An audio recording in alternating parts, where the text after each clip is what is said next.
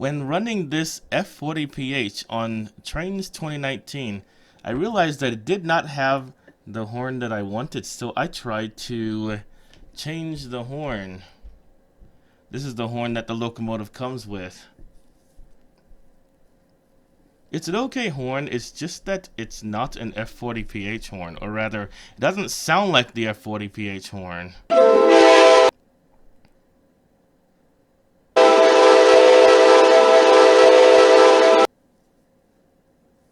Here's what the bell sounds like.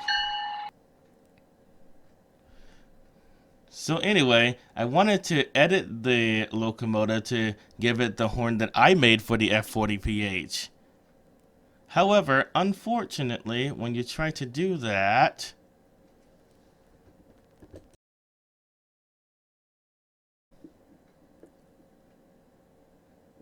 you get this annoying message. For some reason, you're not allowed to edit anything you purchase from the N3V Games store, which is really frustrating and annoying, especially since some of the stuff from that store, while the locomotives are very detailed, they have very generic horns sometimes. Like, for example, the Blue Comet has the bell that comes with the F7 by default. It doesn't really have a steam locomotive bell.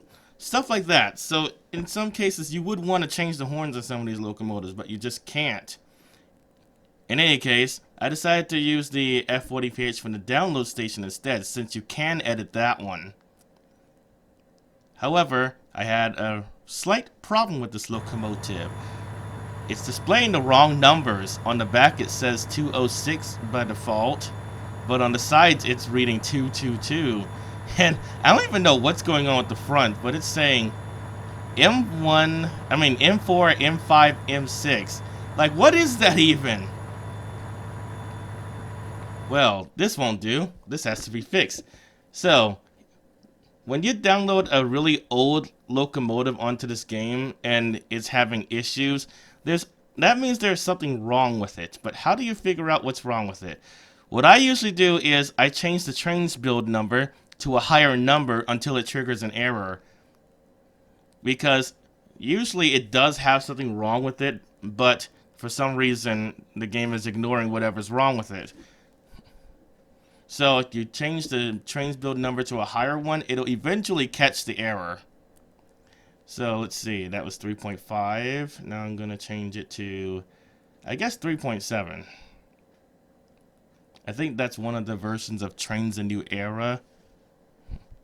So yeah, let's see what happens if you change the Trainz build number to 3.7. Now it's faulty. Now let's see what the error is. This could give us a clue on what's wrong with the running numbers.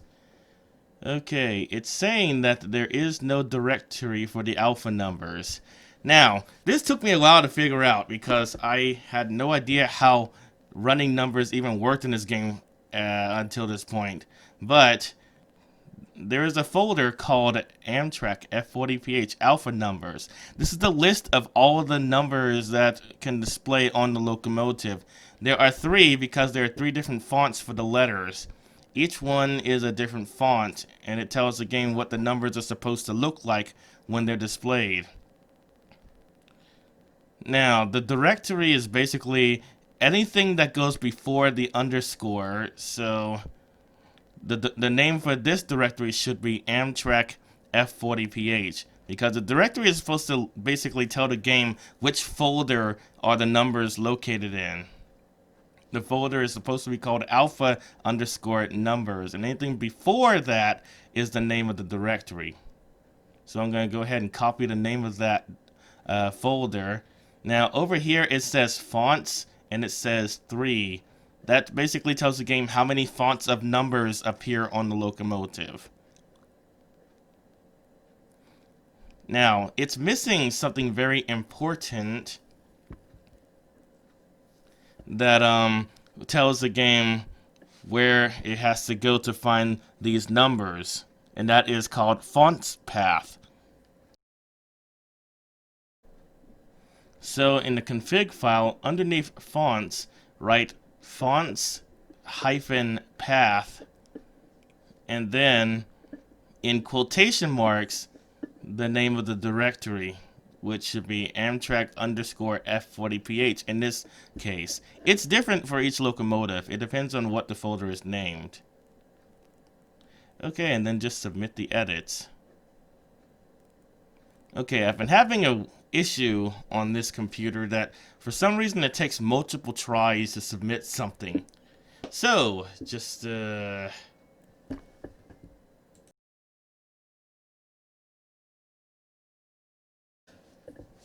sometimes if you press submit a bunch of times, it'll eventually work.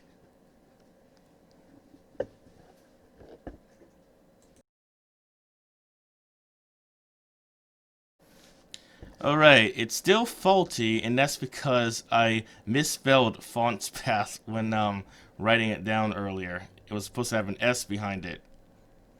Okay, because it was supposed to be plural. Okay, let's go back to that. And put an S there. And make sure that's positioned correctly, because that can cause an error too. There can't be any misspellings in this script or it'll mess something up. Okay, now let's try submitting it again. As usual, it takes several tries for some reason.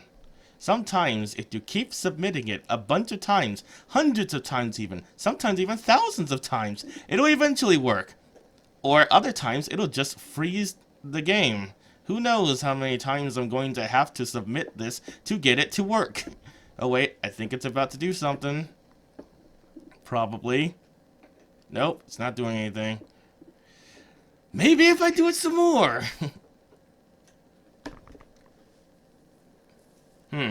At this point, I'm not even sure if it's responding.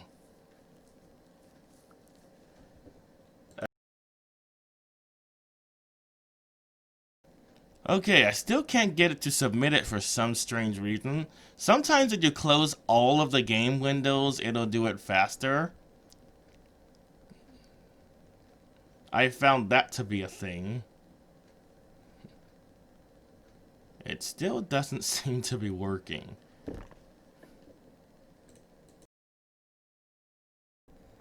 Alright, it's still giving me this annoying error, failed to submit due to a file access error. That's really annoying. That error has been appearing since, I think a game called Trainz Classics, and they still have yet to fix this error. Still don't know what's causing it to fail to access the file.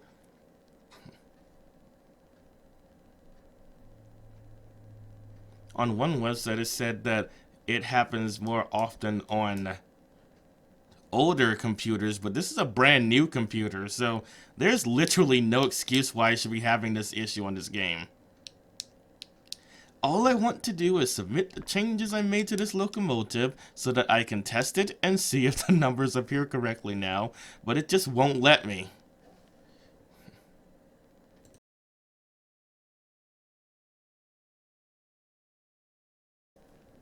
Okay, I've been trying to submit the changes to this locomotive for 7 minutes, so let's just try restarting the computer and trying again and seeing if it works now. Because for some reason, after I've made this many attempts to submit something, it won't start the game anymore unless I restart the computer.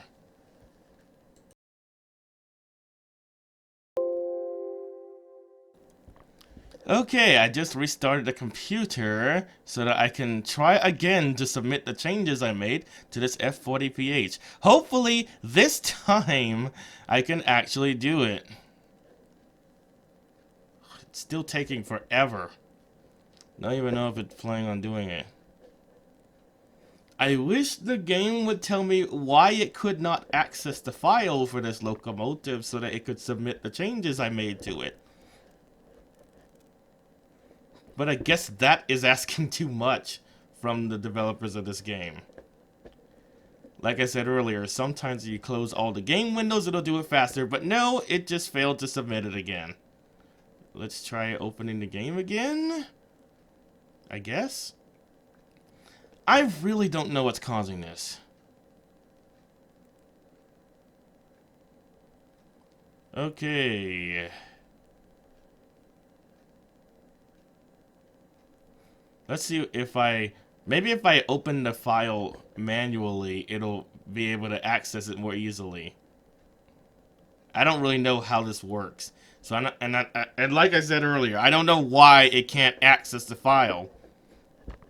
It's still taking quite a while. I mean, it tends to take a while for locomotives anyway, but I don't know. Something tells me that it's probably going to fail again.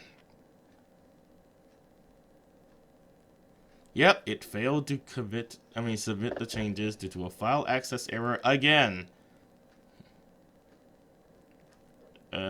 Try again, I guess? Okay, I think it's about to do something. Usually when you see that green bar, that means some changes are being made at the very least.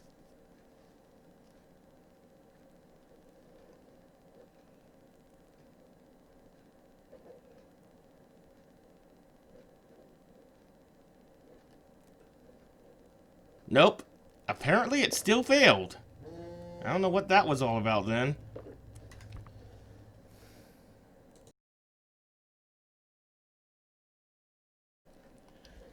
Well, while the game is taking its sweet, sweet time with that locomotive, let's try a different one. This one also has numbers that won't appear correctly. And the front says M4, M5, M6. Still don't know where that came from because none of the alpha numbers are displaying that. Is that just some kind of default thing that the game does when it can't recognize the numbers? I really don't know. Anyway, let's see. Font 3.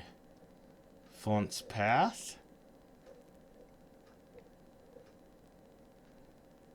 And whatever the name of the alpha number folder was.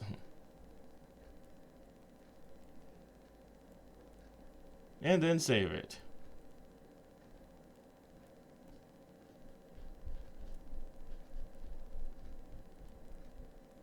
Okay, I don't know why that one was submitted so quickly, but it literally cannot submit the changes to the other one. I don't get it. In any case, let's just preview this one. The numbers... I mean, it's hard to tell the numbers display correctly because this one was reskinned and he painted over the numbers as well, which still don't know why you would do that on a locomotive that already has automatic running numbers, but whatever, I guess.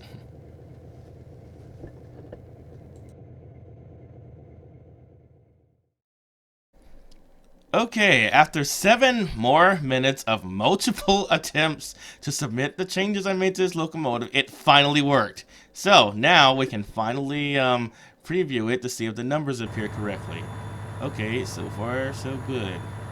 The back is displaying 219, the sides are displaying it, and so is the front. Okay, that means we finally fixed this locomotive.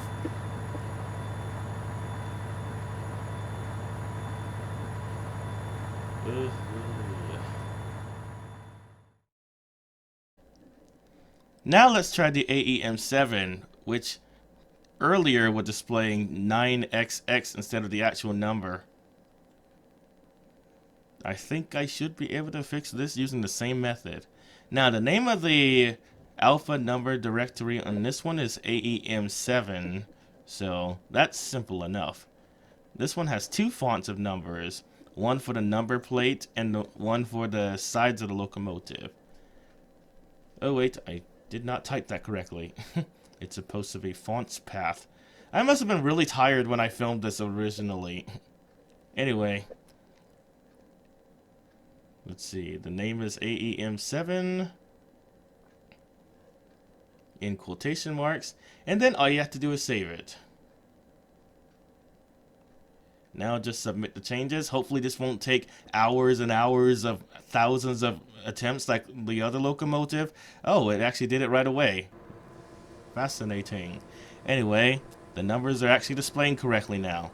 Now this locomotive uses the numberit library, which is something different than how the F40PH was working.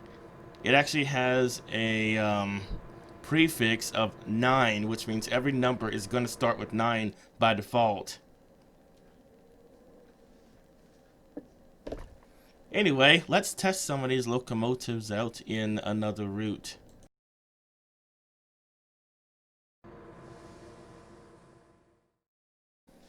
Now, I tried to fix the running numbers on the SEPTA repaint I made to the AEM-7, but it took over 2 hours of thousands of attempts to submit the locomotive, and it would not let me. So eventually I gave up and restarted the computer again. And now it has to do a database repair before I can even do anything else in this game.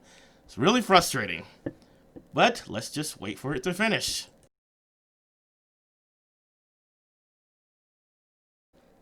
Okay, for the 100,000th time, can you submit the changes I made to this locomotive?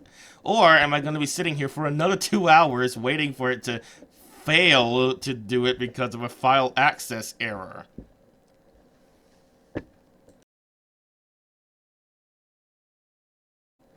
Okay, several hundred more tries later and it finally worked. Now let's preview it. Now, SEPTA's numbers are 4 digits long, but there's only 3 digits available, and the only way you can possibly change that is if you changed it in the mesh, but only the person who made the mesh can do that, because there's no way to convert a Trainz mesh into something that can be read by Gmax. So I'm stuck with 3 digits, pretty much.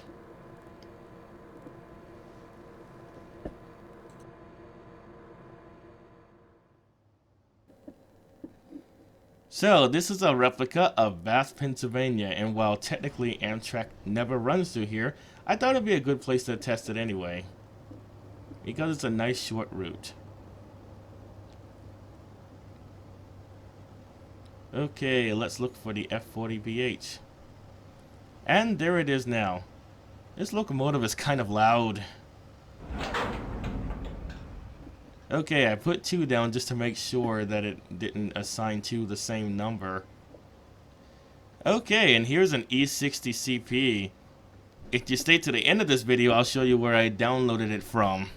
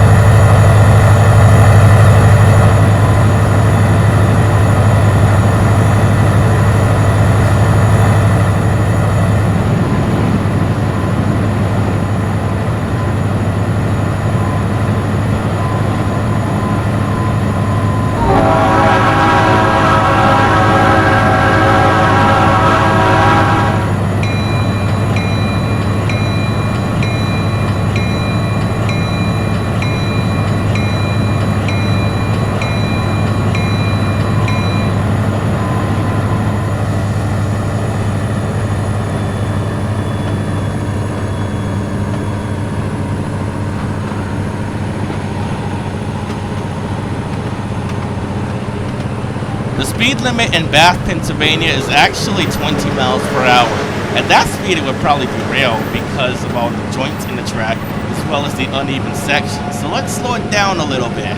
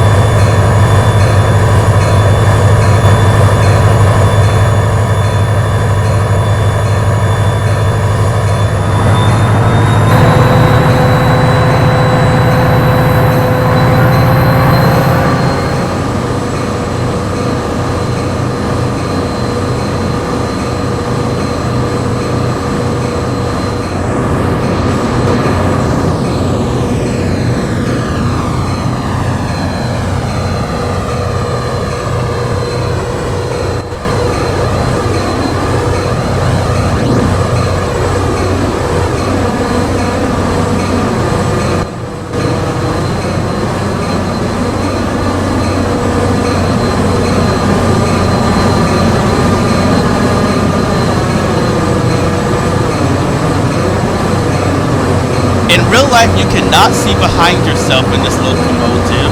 You could be limited to the side view mirrors.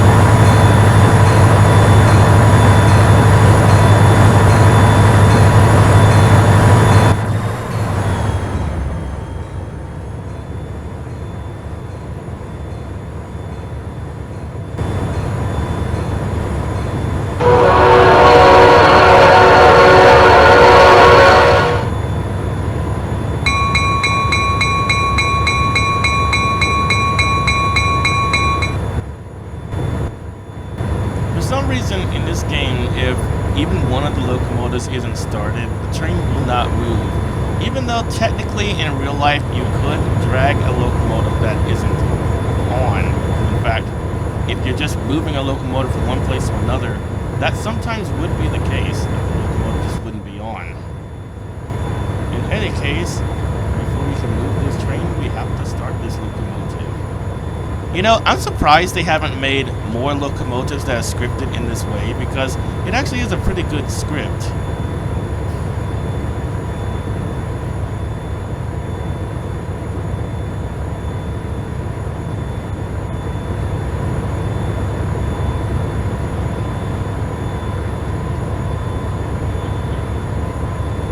Of course, a few seconds into turning the switch, I realized it was the wrong one. It's supposed to be turning the isolate switch, not whatever this one is. Yeah, like I said earlier, it was really late when I recorded this video.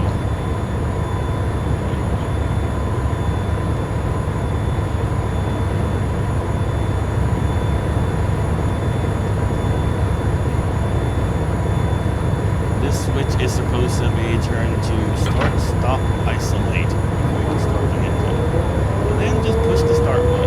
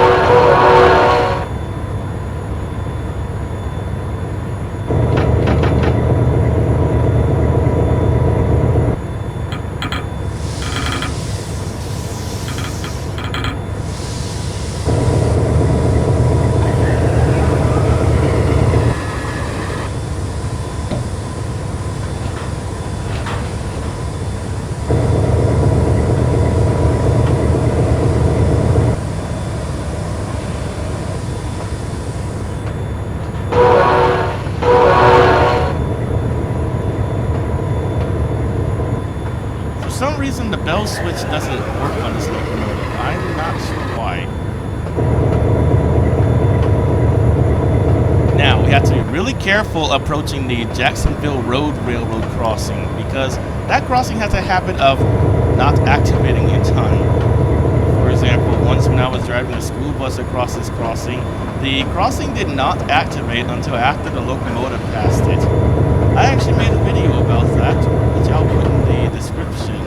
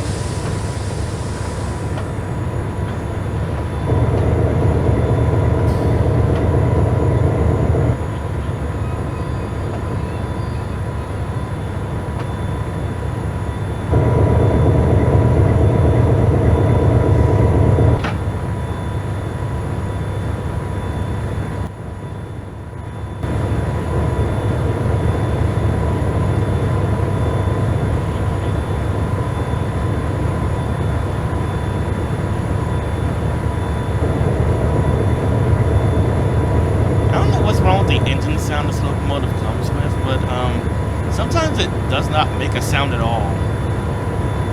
Like, for example, it didn't even display the sound for shutting off the engine.